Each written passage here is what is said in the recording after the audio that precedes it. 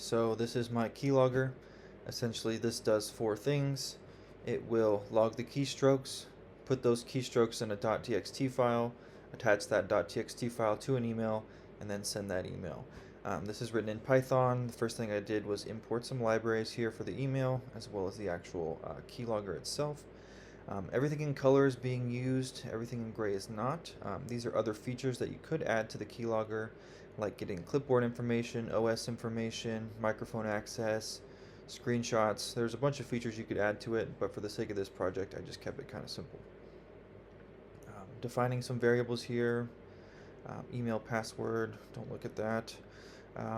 Email here, file path to the .txt file that I want to send.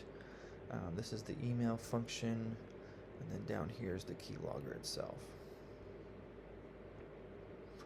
So how this works is, if I run this and type, once it loads up, so I want to say hello world.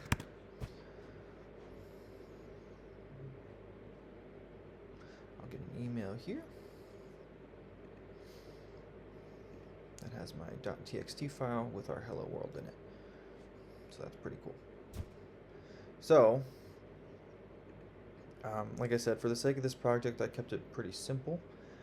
But if you wanted to transfer this into a .exe executable file, send it in a phishing email, or put it on a USB drive, or whatever, you could definitely get some good, juicy information from a target machine.